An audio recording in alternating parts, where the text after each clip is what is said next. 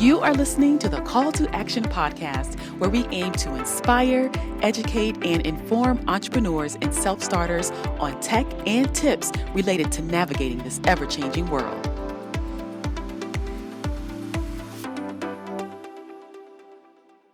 Hello, everyone, and thank you for tuning in to episode 35 of the Call to Action podcast. I am your host, Shantae, and today we are having a fireside chat with Ethan McCaffrey, who is a published author and a musician. But before I bring our guest on to the show, I have an inspirational quote that I'd like to share. And here is the inspirational quote for episode 35 of the Call to Action podcast. Life isn't about finding yourself. Life is about creating yourself. So let's listen to that one more time. Let that sink in. Life isn't about finding yourself. Life is about creating yourself. And that is from George Bernard Shaw. If you missed episode 35 of the Call to Action podcast, as always, it is a must listen. That show, I would say, made history for my podcast because that was the first time that I had three guests on the show at once. I had Shanae Chase, who is also known as the Love Mentalist. I have Drew, who's an author, and he's known as AC Merkel. And I also have Ethan McCaffrey, who is a musician and an author, and as you heard before, is the guest for today's show. Now, that show was loaded with a lot of great information that any indie author can use. So make sure to go and check it out at ctamarketing.biz. When you're there, click on podcast on the main menu to access that podcast, as well as previous episodes. But in the meantime, take a listen to this short clip from that episode.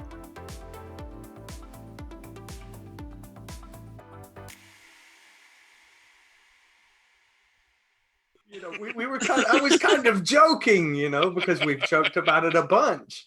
And then next thing you know, this is happening. Okay. So let me see if I can play this back at how this unfolded. Shanae's on Twitter. She wrote the book 2 years ago. She put something out there on Twitter. Ethan sees it. He's like, oh yeah, I can put some music to that. You start working on the music. You guys never even talked to each other with all of this at all. And then you bring in Drew. Shanae writes the lyrics. And you guys never talked, and you have a song. Like, you know how amazing that is? Yeah. I mean, we talked like with letters. We talked. You're texting, right? But I mean, like, I work on projects all the time. I'm talking to the person. We're doing video calls. We're doing, we're doing chats, all that cool stuff. Like, you guys, not even a phone call. But that is like so cool to just how you use technology to make that happen.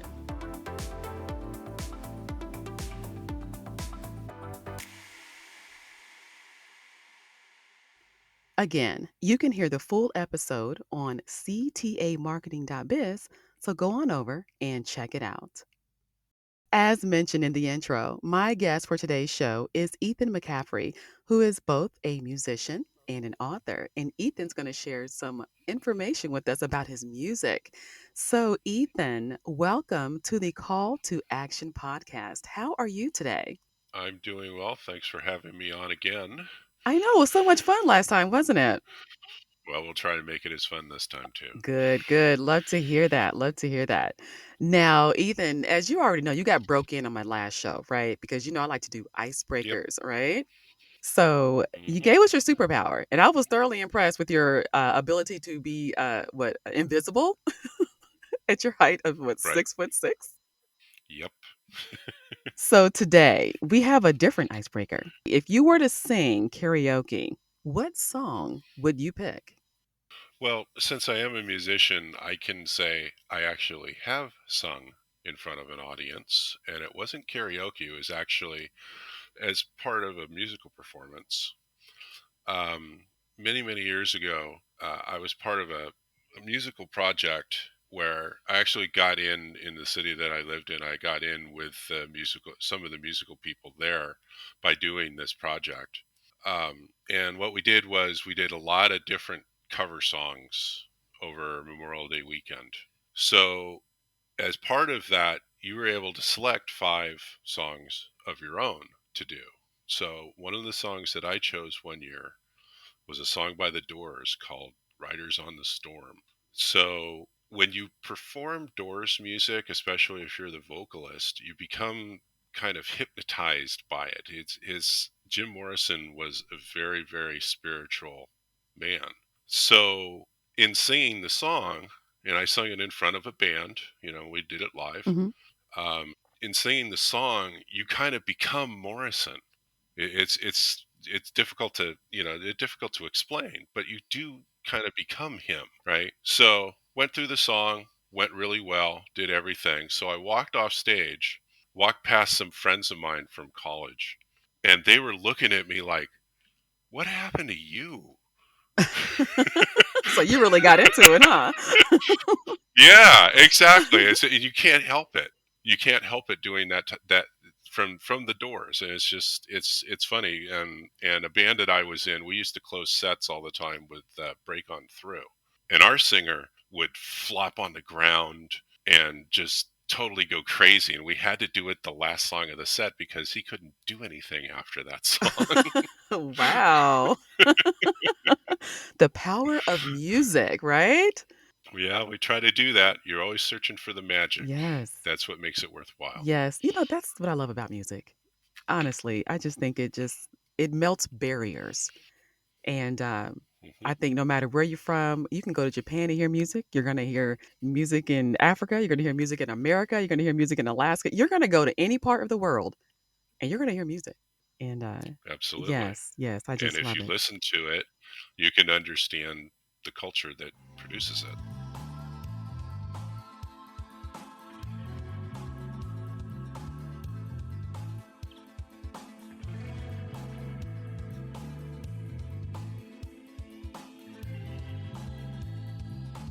Ethan, thank you for sharing your choice of your karaoke song, which is The Riders of the Storm by The Doors. And now, obviously, you're into music, right? We definitely know that. So, what we want to For a know long is, time. what did you say? For a long A time. long time? Now I got to Yep. ask, how long? How long has it been? Hmm.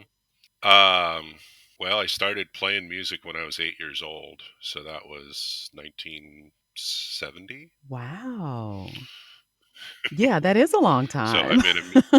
I've been a musician off and on, since ever since. No, that's awesome. That's great. So now that leads me to ask you, when did you know that you wanted to write music? So you write music. Do you do lyrics as well?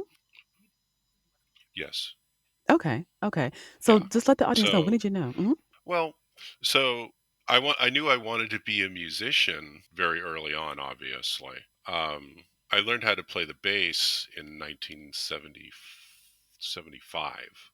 And then as any musician, pretty much every musician learns by playing other music that they like Mhm. and learning various tricks and techniques and all that kind of stuff. You do that long enough, then you develop your own style.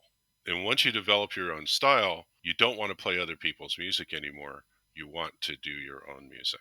So it's kind of an evolution to that. I started writing music in the early 90s.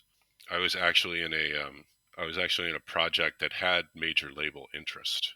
Oh, Um, wow. but didn't go anywhere. And what I learned from that project mainly was that I didn't want anything to do with the regular music business because there's way too many things that are out of your control to make it, quote unquote. Mm. Right? You have to have the right product in front of the right people at the right time, and then be willing to take on a fairly large amount of debt and bet that you're going to be able to pay it off with record sales going forward. At least that's the way it used to be. Okay. It doesn't work that way anymore. But I'm very happy just being somebody who plays music to entertain myself and entertain other people. And like I say, you make that transition when you have learned enough from the people that you love growing up that, okay, I can go off and do my own thing then. I'd say early 90s Okay. is when I knew I wanted to write music. Yeah, and it seems like, and now keep in mind, I do not sing and I do not write music, Hmm.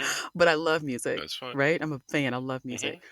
But it seems like music comes from within, you know? So I get what you're saying, like when you're talking about not really wanting to go the commercial route, you know, and signing with the label because of the control and things like that. But yeah, to me, it's like if you're an artist, like it comes from within. You don't want anyone telling you what you can and can't do with that. I would think. I would think. Right. Well, you write music just like you write books because you have to. You know, if you become a musician because you want to get a lot of chicks, you're in the wrong place. You know, Yeah. it's you do it because you have to get it out. You're investigating things, right? Hmm. And you're trying to express yourself in a nonverbal way from a musical perspective. Um, the other reason why I do it is because I'm fascinated with the technology of doing it and being able to do that all by yourself on a computer sitting in a room somewhere is so different than what it used to be even 20 years ago. You had to get studio time. You had to hire producers. You had to have the big machine behind you in order to produce music, Hmm. you know. And I was thinking the other day is how many people throughout history up until the last 20 years or so, how many people throughout history have been wonderful musicians and wonderful writers, and they couldn't get published, and they couldn't get their message out beyond a small group of people that were around them. So now we have an amazing opportunity to be able to do that all by ourselves for relatively little cost. So I think it's a very exciting time to be alive That is from a from a true. Yeah, that is true. from a Yeah. Oh, wow. production perspective. Yeah, no, you're right. You're right. So, Yeah, because thanks to like, with computers and the software that you can get, a lot of stuff is free now, when you're doing your recordings. hmm And then even with, I know we're kind of jumping ahead, but even with like, YouTube, you can have someone record hmm you and put it out there and you never know who can see you, but you're definitely going to be you exposed to do a it lot of yourself. people. hmm No, it's the project that I'm in currently. It's just me and another guy, and then we have some guest musicians come in every once in a while. But we record everything, we mix everything, and we produce everything all by ourselves. Wow. Now that brings me to the song that I listened to. That is Bogo hmm Mental. I'm gonna play a clip of this as well so people can hear the full song at the hmm end of the podcast, but I really liked it. Now, you gotta Well, share I'm the story glad. with that. How did that come about? Absolutely. Okay, so I was a traveling consultant for a very long time. I'm in information technology, so I was a traveling consultant for quite a while, and I had the opportunity to go do an engagement in Bogota, Colombia, South America. So when you travel that far to do an engagement, you stay for a while. I would stay for 4 to 5 weeks at a time. So I was in a country, the first time I had ever been in a country that was non English speaking. So Mm. on the weekends, I spent a lot of time in my hotel room, you know, but I had my portable recording stuff with me. I was able to bring it with me, and it's not so big that it's difficult to bring with you. Yeah. I was able to do that, right? So I would just play around on my sequencing software in the hotel room. One weekend when I was there, I came up with the basis for this song, and I recorded a couple of synth parts and a bass part, bass synthesizer part, and a drum loop for it, and then put it up onto Dropbox and sent an email to my writing partner. And I said, "Hey, I got a new idea up there. Check it out. See what you think." Right? So I Mhm. went to work Monday morning, came back Monday night, fired up my computer, and he sent me an email. He says, "Yeah, there's a few guitar parts on there. Tell me what you think." So we were off to the races writing this song. Okay. Uh-huh. So we called it Bogamento because I lived in Sacramento, California, and that's where my writing partner lived too. Mhm. And I was in Bogota, so Bogo I Mento, was wondering where that name came from. right? Okay, okay. Yeah. That's So it's cool. Bogota, Sacramento, right? So when thinking about lyrical ideas for the song, I thought I would do something different and also a tribute to the fact that I was in Bogota. So what I did was I picked out 4 quotes that I wanted to have my friends that I was making there in Colombia read in Spanish for me, right? Okay. So I picked out 4 quotes. One of them is from Albert Einstein. One of them is from Richard Feynman, who's probably the greatest physicist of the 20th century, although not many people have heard of I him. haven't. I was gonna ask you about him. And, I'll look him up later. yeah, s yeah, well, his claim to fame is he blew the lid off of the Challenger, disaster in 1986. Okay. He figured out why it happened, Okay. and he was part of the committee that did that, and it was brilliant. So anyway, and then the other 2 quotes are from the movie Doctor Strangelove, which is one of my favorite movies, probably my favorite movie of all time. Okay.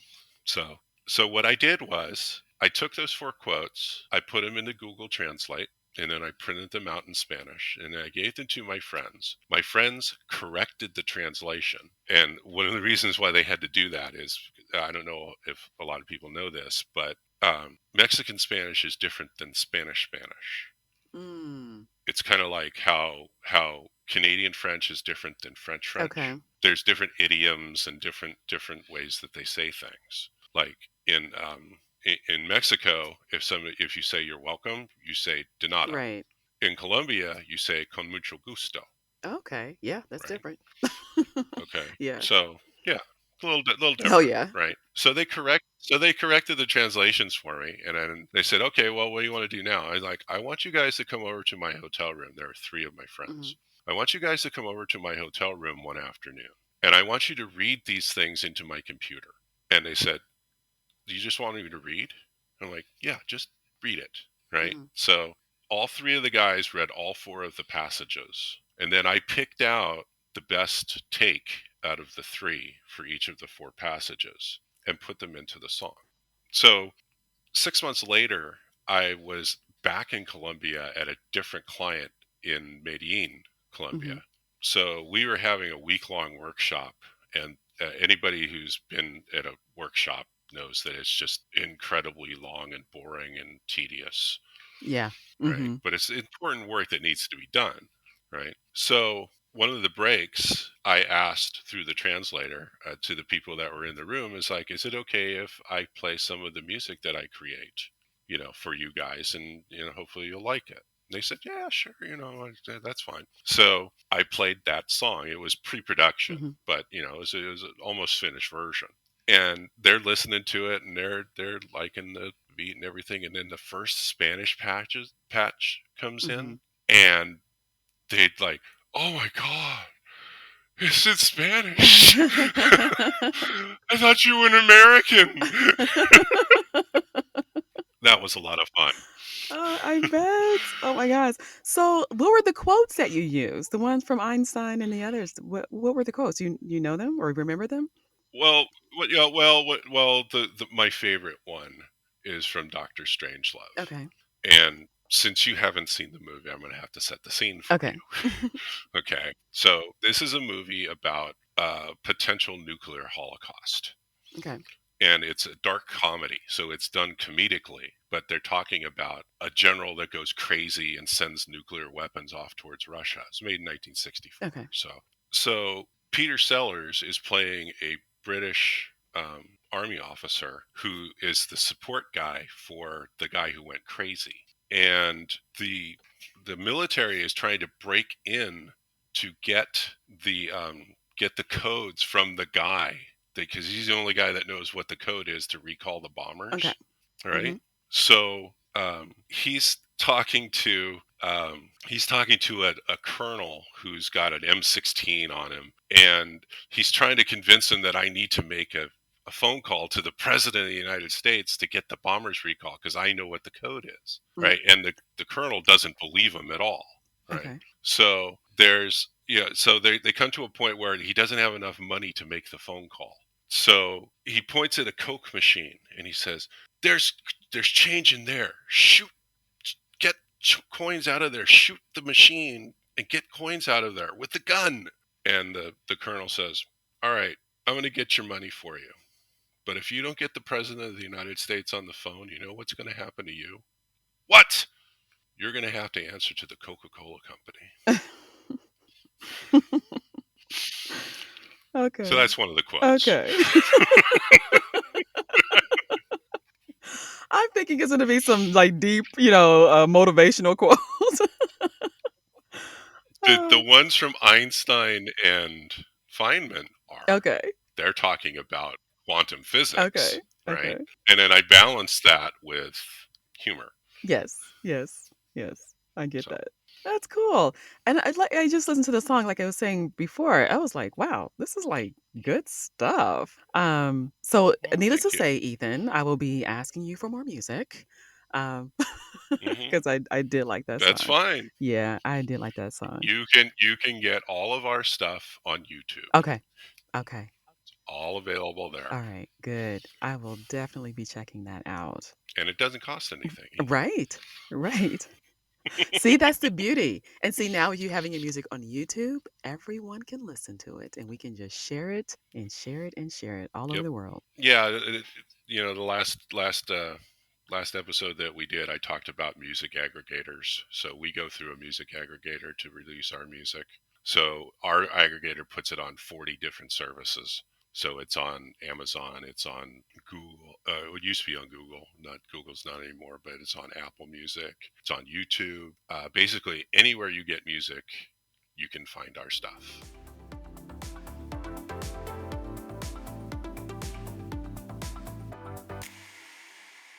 So, Ethan, you have a lot of experience as a musician. You've been involved in music, you said, since you were 8 years old. You've done a lot, including that beautiful song that you wrote that was called Bogamento. I keep bringing that up because I do like it. I'm definitely going to share that at the end of this podcast. Awesome. Yes, yes. But what advice would you give to any upcoming or aspiring musicians? The best advice I can give you actually comes from a movie from 1998 called That Thing You Do. It was a Tom Hanks vehicle about a band that was a one hit wonder in 1964. And the drummer loved jazz, right? So he was at a jazz club one time and he got to meet his idol, a guy in the movie. His name is Del Paxton, Hmm. right? So he's talking to him over drinks after the musicians finish up. And Del said, Del gave him the best piece of advice you could possibly give to a musician. He said, y'all just need to keep playing. Bands come and go. Just keep playing, no matter who it is you're playing with. Just keep going. Just keep playing. Makes sense. That's really basically it. Okay. Just it's you're gonna run across a lot of different people as a musician. It's just kind of natural. The people, like the bands like Aerosmith Hmm. and Rush, they were together for decades. Those are the major league outliers. Most bands only last 5 or 6 years if they're successful. Wow. So you're going to play with a lot of different people, right? Yeah. So you have to be open to playing with a lot of different people because you learn from everybody. You either learn what to do or what not to do. Both are equally valuable lessons. Right. Right. That's interesting. You know what? I did an interview with an author, and her name was TT Banks. You may be familiar with her from the writing Hmm. community. I know TT. Yeah, and Yep. when I asked her the same question, but it was about authors, like what advice would you give to authors or writers? And she Hmm. said the same thing, but it was writing. She said just keep writing, like don't Absolutely. stop. Yeah, I agree 100%. It's the same thing. You need to keep your blade sharp, yeah. basically. So I do a writing prompt every day on Twitter. I actually do two of them every day religiously Wow. because I need to keep my blade sharp, and you have to come up with something that's interesting for people to read and different than what you've done before in 280 characters. Is that challenging? It's a I was gonna challenge. say. It's a challenge. You're probably refining, like typing, like, oh wait, delete, delete, delete. Yeah. That's too long. Delete. Yeah. Yeah. You have to be really kind of short. It's really kind of a soundbite type thing, right? Yeah. But I'll give you another, and then, another example of that. I'm actually part of a anthology that's going to be coming out this weekend. Um, uh, that has to do with romantic fiction with a crime basis. So there needs to be a crime committed, Okay. right? And we were given a 3,000 word limit on our short story. I found it impossible to tell my story in 3,000 words. Yeah. So it's like, you know what? I know there's a bunch of development that needs to happen in this story, but I can't do it because you gave me this limit. So So how did you handle it? I just basically said, this is what it's going to be. I know there's a bunch of questions, and I'm sure the readers are going to have a bunch of questions. But part of the issue, though, also is that it is a chapter out of a work in progress that I'm working on. So there is stuff that about coming in that I couldn't put in because it's part of the. So we'll see how it works. Okay. We'll see if anybody responds to it. Okay. Okay. Um, so this just for your edification, this particular work is a science fiction thing where a ship of astronauts hits a vortex, basically a black hole, and they get thrown back into history individually. There's 10 of them. So I've got a story to get to where they get to the black hole. They go into the black hole, and then I tell 10 individual stories about the various crew members, and then they come back and they learn something from these stories, and then the other story happens. Wait, in less than 3,000 words? No, this particular one is one of the 10 short Oh, stories okay. Okay. for the crew members. Okay. So Okay. it's all very complicated, but it's science fiction, so you can do anything you That is want. true. That is true. Yes, that is definitely true. So, and that comes out this weekend, you said? Yeah, it comes out this weekend. Okay. Okay, you'll be posting that on Twitter. You'll be sharing that information. Absolutely. Alrighty. Absolutely. I'll be looking out for it. Cool. All right. So now that you've shared all this really cool stuff about your music and what you do, I know people are going to want to know, how do we find Ethan? So Ethan, share your contact information with us. So you can find me on Twitter at Write Ethan, WRITE, and Ethan, all one word. You can find my website at writeethan.com. That has both music and writing on it. Links to my books and links to my music. So you can go there to find the musical projects that I've done. I've actually done two projects. One of them is the one that I do with my writing partner in California. It's called Audiot Savant. So like Idiot Savant, except Audiot, because we're Right. musicians. Um, we've done 3 CDs over the last 10 years. And then I did a song, I did a record in 2018 for Christmas time, something I always wanted to do. Instead of sending Christmas cards to people, I wanted to make a CD one year and send the Wow. CD to people. So that's what I did. So That's really nice. the That's Audience unique. Savant stuff is, yeah, thank you. Yeah. The Audience Savant stuff is progressive rock, and the other project, it's called Phaedrus Rising, and that is ambient music, so relaxation music. So you can listen to that while you're working. Right. Yeah. Working, sleeping, whatever, just where you need to have focus or calm. Okay. I'm So, interested. yeah, I was actually driving through the Arizona desert when I was writing this, so I had it on my iPod, so I could listen to mixes and make notes on that kind of Mhm. stuff, and it was kind of surreal to listen to that type of music driving through the desert. Wow. That sounds cool. So, Ethan, what I'm going to ask you to do is to make sure you send me links, because I want to post Hmm. this with this podcast on the site. Absolutely, Because, absolutely, yeah, and no I'll even problem. embed some of your YouTube videos too. Like, I really like this Okay, Bogomento song, so I will be sharing that. okay.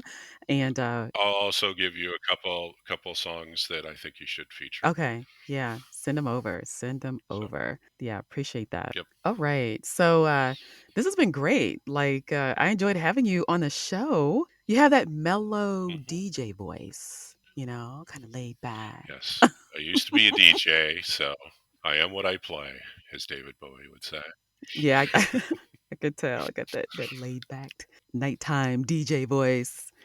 But no, it's been Yep, great. I've yep. enjoyed having you on the show. It's kind of mellowed me out, I guess. I think usually I'm like all super high energy. I'm like, yeah, I'm kind of laid back today.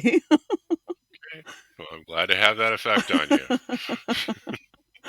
All right, Ethan. So, okay, one last question for you. Did you have any last words of wisdom that you want to leave with the listeners today? Yep, I'm going to leave you with a quote. I reference movies and TV shows all the time. So this one is from the old TV show called Kung Fu back in the 70s. David Carradine was the lead. Okay.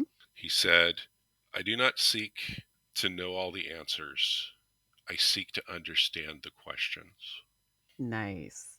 Thank you. Yes, I like that. And thank you so much for having me on the show. No, thank you. It was a pleasure having you. It was a pleasure having you last week. And I was like, he has more to say. I got to have him back. So I want to thank you. I want to thank you for coming back. And then also for sharing that song. Just as you can tell, I like it. So I will be having that full song here in the podcast at the end of this. They're going to be able to listen to it. So everyone, that's going to be Outstanding. available for sure. So again, I just want to say thank you for being a guest on the Call to Action podcast, and just thank you for sharing your music and how you got started and your karaoke song and how you got took over by the Doors when you did Yep. that. I think that's awesome. For everyone else, this concludes episode 35 of the Call to Action podcast. And as I mentioned in last week's episode, I'm mentioning the code. Now, I'm the one that wrote this. So, like I said, I will be sharing this quote because actually I like it. It came from me and I like it. It sticks and it's been working for me. So, the code is this: the journey begins when you take the first step. Courage, optimism, determination, and enthusiasm are the tools that will help you along the way. Until next time. Thank you for joining me on this episode of the Call to Action podcast. Make sure to visit me at ctamarketing.biz. There you can find articles for entrepreneurs and self-starters on tech and tips related to navigating this ever-changing world. Until next time.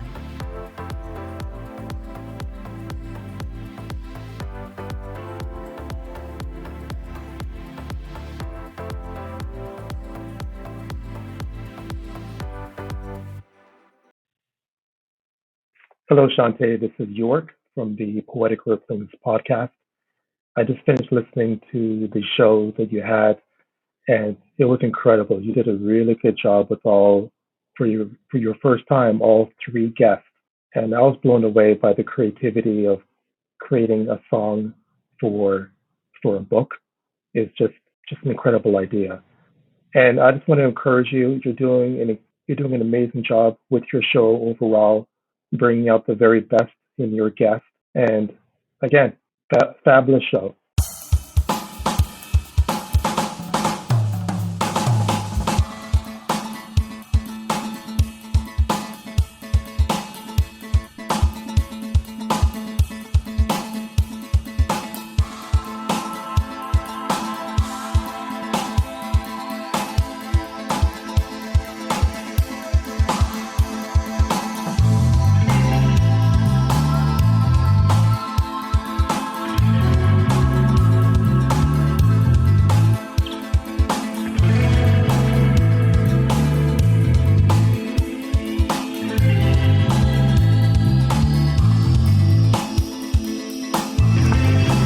Señor presidente, no solo es posible, es esencial.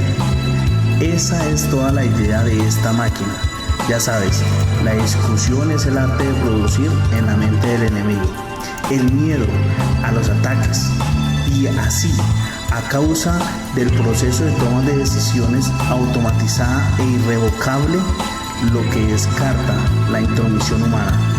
La máquina del juicio final es aterrador y sencillo de entender, y completamente creíble y convincente.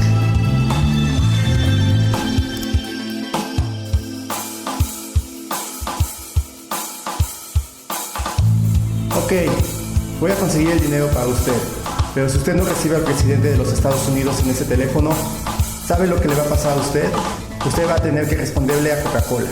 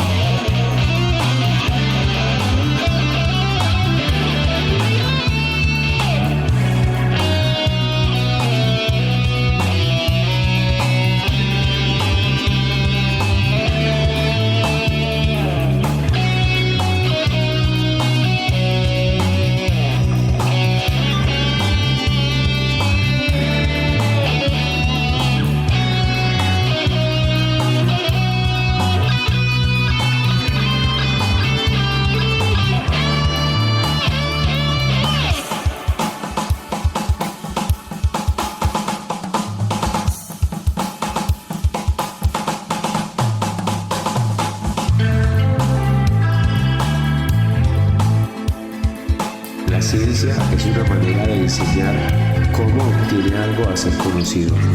Lo que no se sabe hasta qué punto las cosas son conocidas. No se sabe nada en absoluto. Cómo manejar la duda y la incertidumbre. Lo que las reglas de la prueba son. Cómo pensar las cosas para que los juicios se puedan hacer. Cómo distinguir la verdad del fraude y del mundo del espectáculo.